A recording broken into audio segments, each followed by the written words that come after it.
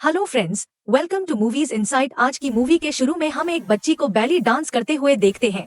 Dance class के बाद वो अपनी बड़ी सी गाड़ी में बैठकर अपने महवा घर की तरफ जाती है और इस वक्त पर हम नोटिस करते हैं कि 6 लोग इस एबीगेल नामी बच्ची पर नजर रखे हुए थे। वो गाड़ी का पीछा करते हुए इसी तरह बिकल के घर एंट्री भी कर लेते हैं, जिसके बाद ये लोग इंजेक्शन लगाकर उसे बेहोश भी कर चुके थे। लेकिन असल मिशन उसे यहाँ से निकाल कर बाहर ले जाना था और बच्चे के डैड के घर आने पर ये लोग तकरीबन पकड़े ही जाने वाले थे, पर अपनी होशियारी दिखाते हुए सभी की नजरों से बचकर वह एबीगेल को किडनैप करके एक ओल्ड मशन में ही आते हैं, जहाँ पहले से ही इस किडनैपिंग का मास्टरमाइंड लैम्बर्ट उनका वेट कर रहा था। उसने प्लान किया था कि वो एपिकल की किडनैपिंग के बदले उसके अमीर डैड वे $50 मिलियन की मांग करेगा। पैसे मिलने के बाद वो इन सबको इनका हिस्सा, जो तकरीबन हर एक के पास $7 मिलियन आता, वो देकर इन सबको इनके इस काम से छुटकारा दे देता। पर तब तक के लिए 6 लोगों के पूरे ग्रुप को एबीगेल को इसी मेंशन में बांध कर रखना था, यानी किडनैपिंग के बाद एबीगेल की सिक्योरिटी की भी जिम्मेदारी इन्हीं की थी। हाँ, और सबसे जरूरी बात, लैड इनसे कहता है कि यहाँ का एक रूल है, कोई अपना असल नाम, असली पहचान किसी को नहीं बताएगा। सब एक दूसरे को बुलाने के लिए यहाँ नकली नाम यूज करने वाले हैं, जो नाम इन्हें लैमर्ट ही देकर गया है। लैमर्ट इन सब से इनके फोन भी ले चुका था ताकि पुलिस इन्हें ट्रैक न कर पाए, और साथ ही एक आखिरी इंस्ट्रक्शन उजाने से पहले उन्हें यह देता है कि एगल की आंखों पर पट्टी बंदी रहेगी और उसके रूम में जोई के अलावा कोई नहीं जाएगा। उसे नहीं पता चलना चाहिए कि कितने लोगों ने मिलकर उसकी किडनैपिंग की। लट ने इन सब के पूछने के बावजूद भी अभी तक इन्हें यह नहीं बताया था कि एबीगेल किसकी बेटी है। इन्हें अभी तक बस यही खबर थी कि एबीगेल के डैड $1 मिलियन है या नहीं, बहुत ही अमीर इंसान। लैमर्ट के जाने के बाद ये लोग टाइम पास करने के लिए एक दूसरे के बारे में ही गैस करना शुरू कर देते हैं। जो ही लोगों को पहचाने में माहिर थी, वो फ्रैंक को एक पुलिस डिटेक्टिव बताती है, जो कि 100% करेक्ट था। उसके सामने जो लड़की बेटी थी वो हैकर थी। लोगों के अकाउंट्स हैक कर करके पैसे की कमी तो नहीं थी उसके पास, बस तुमने थिन के लिए मिशन चुना है। सही कह रही हूँ ना? और ये मस्कुलर मैन, तुम्हें अपनी ताकत दिखाने का बड़ा शौक है ना? तुम जरूर एक गुंडे हो। ड्राइवर, तुम्हारे बारे में गेस करने की क्या जरूरत है? तुम अपनी अच्छी ड्राइविंग स्किल्स की वजह से हमारे साथ हो। एंड एट लास्ट स्नाइपर, तुम्हारी हरकतों से तुम मिलिट्री वाली लगते हो सबके बारे में। तो उसने अच्छा गैस कर लिया था, पर अब खुद की बारी थी, जिस पर फ्रैंक बोलता है, तुम भी तो मिलज में थी। ड्रग्स की लत ने तुम्हें कहीं का भी नहीं छोड़ा। तुम्हारा बेटा भी तुमसे दूर हो और इस वक्त इसीलिए तुम इतनी ज्यादा ही कैंडीज खाती हो। ये सारी बातें सुनने के बाद चई एबीगेल के रूम में जाती है और उसकी आंखों पर बंधी पट्टी हटा देते हैं। इन्हीं उसने लेपर्ड का एक रूल तोड़ दिया। अबीगेल बहुत ही ज्यादा देरी हुई थी। उसे रिलैक्स करने के लिए जोई से पिंकी प्रॉमिस करती है कि ना तो मैं तुम्हें कोई नुकसान पहुंचाऊंगी और ना ही तुम्हें किसी और से नुकसान होने दूंगी। बातों ही बातों में इनके दरमियान का बन काफी अच्छा हो जाता है। जॉय बताती है, अब बिकल मेरा तुम्हारे जितना ही एक बेटा है। अब बिकल को ये सुलग अच्छा लगा था। वो कहती है, जरूर आप अपने बेटे से प्यार करती होंगी, पर मेरे डैड वो थोड़े अजीब हैं, गुस्से वाले हैं, खतरनाक हैं। मेरे से उतना प्यार नहीं करते जितना वो पहले करते थे। जोई के बाहर जाने से पहले एबीगेल उसे वॉर्न कहते हैं, आज रात बहुत बुरा होने वाला है। कुछ जोई को उसकी ये बातें थोड़ी अजीब लगती हैं और फिर नीचे आकर सब लोगों उसे कहते हैं कि मुझे शक है कि ये बिकल के डैड कोई बहुत ही खतरनाक इंसान है। आखिर हमने किडनैपिंग की है, हमें भी पता होना चाहिए कि किसकी बेटी को किडनैप कर लिया हमने। उसकी बातों में दम था। फ्रैंक बिना वक्त सहा किए बिकल के रूम में जाता है और उसे डरा धमका कर उससे उसके डैड का नाम पूछ लेता है। एबीगेल के डैड का नाम सुनने के बाद वो स्टिल रह जाता है, ऐसे जैसे उसे सांप सो गया हो, क्योंकि उसे यकीन नहीं आ रहा था कि उन्होंने एक बहुत बड़े गैंगस्टर की बेटी को किडनैप कर लिया है। यह बात वो जाकर सबको बताता है और सब उसी की तरह शौक रह जाते हैं। फ्रैंक अपना एक एक्सपीरियंस शेयर करता है कि कैसे एक मर्तबा उसके साथ के 3 ऑफिसर्स ने इस गैंगस्टर के खिलाफ काम किया था। इसके बाद से उन तीनों ऑफिसर को लाइफ थ्रेट होना शुरू हो गए। उनकी सेफ्टी के लिए उन्हें होटल के सबसे सेफ रूम में रखा गया। न के आगे 247 सिक्योरिटी थी और रूम के अंदर जाने के सिर्फ 2 ही रास्ते थे, एक विंडो और एक दरवाजा। विंडो से अंदर घुसना तो इम्पॉसिबल था, लेकिन फिर भी जब सुबह को दरवाजा खोला गया तो अंदर से तीनों ऑफिसर्स की लाशें मिली। इससे वो होब अंदाज लगा सकते थे कि अब उनके साथ क्या होने वाला है। यहाँ सभी खौफ से पागल हो चुके थे सिवाय ड्राइवर के, क्योंकि उसे यहाँ किसी कहानी भी यकीन नहीं था। कुछ ही देर बाद वो किसी काम से बेसमेंट में जाता है और देखने को मिलता है कि किसी ने उसके ऊपर हमला कर दिया है। वो जोर से चीख मारता है और हैकर को उसकी चीख सुनाई दे जाती है। वो चेक करने के लिए जाती है तो देखती है कि उस ड्राइवर का किसी ने गला काट दिया था। घबराई हुई वो वापस उनके पास आकर बताती है इनको कि हम पर हमले होना शुरू हो चुके हैं। ये सुनकर स्नाइपर कहता है, यार मुझे पैसे नहीं चाहिए, मैं तो यहाँ से भाग रहा हूँ। वो फ्रैंक जैसे ही इस मिशन से बाहर निकलने की कोशिश करते हैं तो यहाँ का एडवांस सिक्योरिटी सिस्टम एक्टिवेट जाता है। पूरे घर के खिड़की और दरवाजों के आगे मेटल शनस आ जाती है, जिसका मतलब है कि अब ये लोग यही कैद होकर रह गए हैं। इन लोगों को यह भी पता था कि बिल्डिंग में कोई किलर भी है जो इनको मारने वाला है, इसलिए ये सब लोग होशियार बैठे हैं। जो एपिकल से पूछने के लिए जाती है, क्या तुम्हें इन सभी अटैक्स के पीछे कुछ पता है? यहाँ ये बगल उसे बताती है कि असल में फ्रैंक मेरे डैड का आदमी है और जब वो मेरे रूम में आया था तो उसने मुझे धमकाया कि मैं किसी को भी इस बारे में ना बताऊं। ये सुनते ही जोई गुस्से में आ चुकी थी। इससे पहले कि वो फ्रैंक के पास जा, पीछे मुड़कर वो देखती है कि स्नाइपर का भी मर्डर हो चुका है। उसको इतनी बुरी तरीके से मारा गया था कि मानो उसका मुंह नोचा गया। जोई और भी ज्यादा डर गई। वो आगन पॉइंट पे फ्रैंक को रख लेती है। फ्रैंक उसे समझाने की कोशिश करता है कि वो बच्ची हमारे साथ खेल खेल रही है, वो झूठ बोल रही है, लेकिन जो इसके बात पे यकीन करने वाली नहीं थी। इससे जिसके ऊपर लड़ते लड़ते ये कब अभिगल के कमरे के सामने आ गई, इन्हें पता नहीं चला। अभिगल इन्हें नड़ता हुआ दिख रही थी और साथ साथ अपने हाथों से हथकड़ियां उतार रही थी और अगले ही सेकंड वो एक भयानक वैम्पायर में बदल चुकी थी। उसे देखकर ये लोग डर जाते हैं।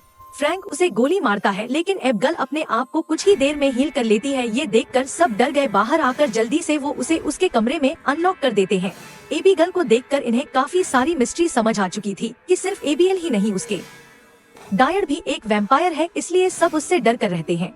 और अभी तक जितनी भी किलिंग्स यहाँ हुई है वो सब के सब एबिगेल करती है। इन्हें अगर अब जिंदा रहना था तो इन्हें एबिगेल को मारना था। कोई गार्लिक पकड़ लेता है तो कोई लकड़ी से शार्प एज वाले वेपन्स बनाता है इस वैम्पायर यानी एबिगेल को मारने के लिए, लेकिन जोई इस काम में इन सब का साथ नहीं दे रही। उसका मानना है कि अगर हमें जिंदा जाना है तो हमें एबिगेल के साथ कोई डील कर लेनी चाहिए। खैर उसकी बातों पे ये लोग ध्यान नहीं देते और एबिगेल का रूम खोल देते हैं जहां एबिगेल स्नाइपर के मरे हुए जिस्म के साथ डांस कर रही थी। ये लोग पीछे से एबिगेल के ऊपर हमला करते हैं, लेकिन एबिगेल ही इनके ऊपर भारी पड़ जाते हैं।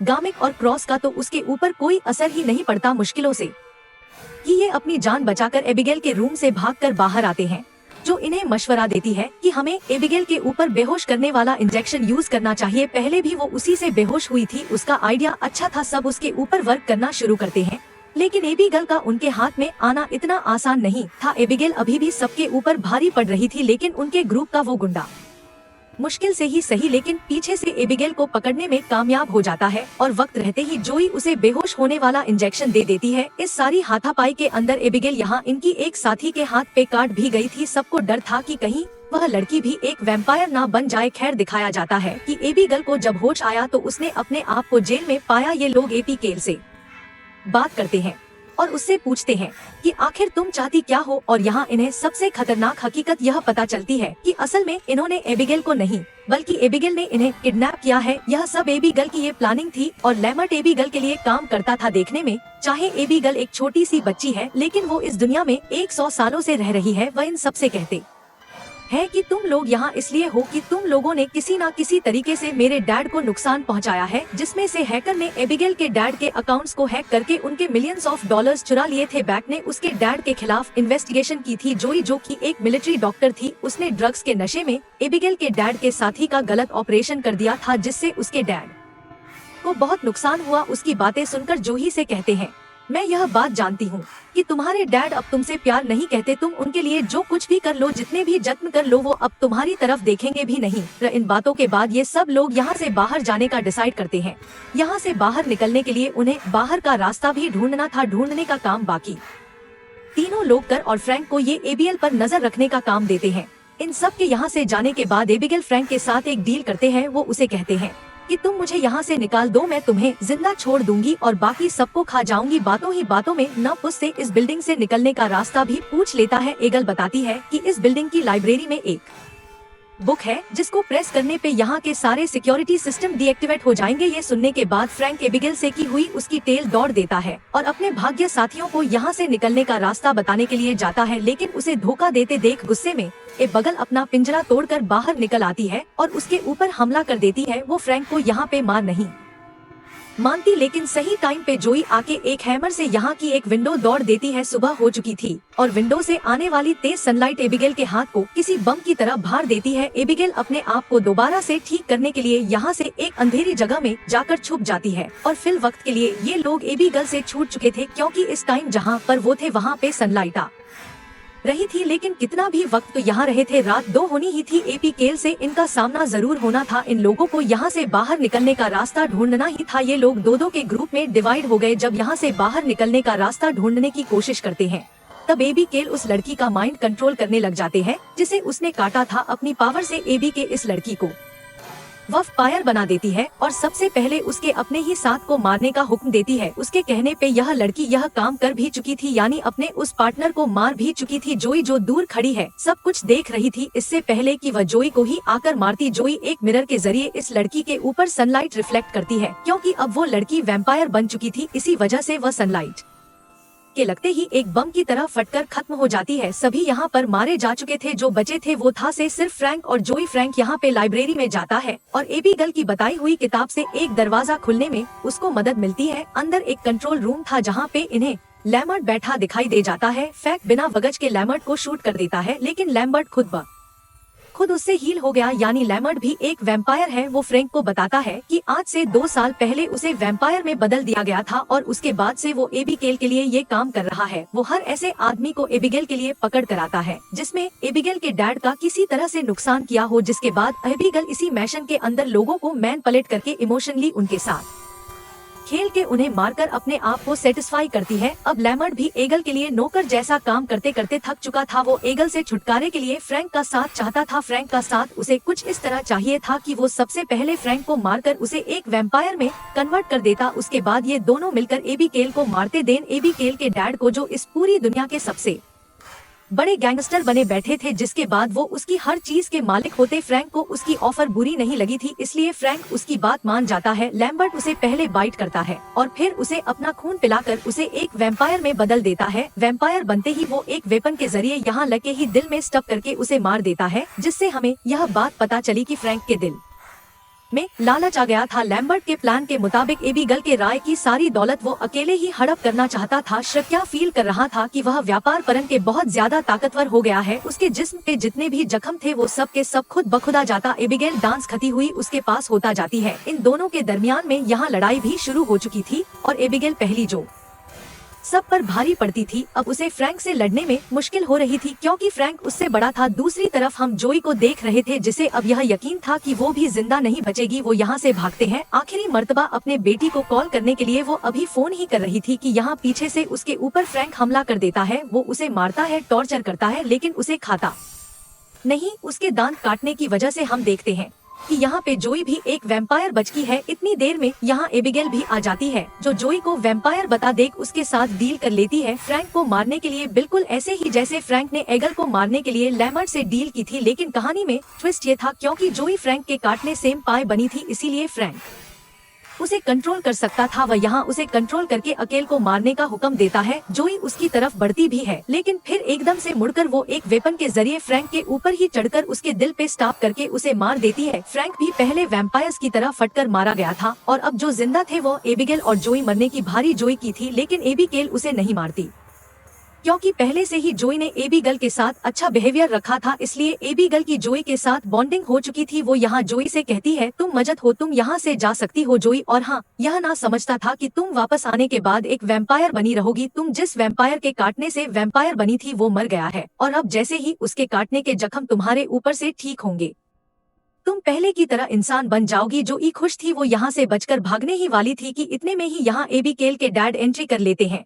उनको तो फ्री में अपना डिनर मिल गया था, वो उसे पकड़कर खाने ही वाले थे, लेकिन यहाँ आप केल अपने डैड को रोक लेती है और कहती है, डैड अब इसे नहीं खाएंगे, इसने मेरी जान बचाई है। इस टाइम उसके डैड उसकी बात मान लेते हैं और जोई से कहते हैं कि एक सेकंड से पहले यहाँ से बाहर चली जाओ, इससे पहले कि मेरी नियत खराब हो। जॉय भी यहाँ से भाग जाती है और कहानी के लास्ट सीन में हम उसे एक नॉर्मल जिंदगी गुजारते हुए देखते हैं। और इसी के साथ यह कहानी यहाँ खत्म हो जाती है। Good bye friends and do like and subscribe.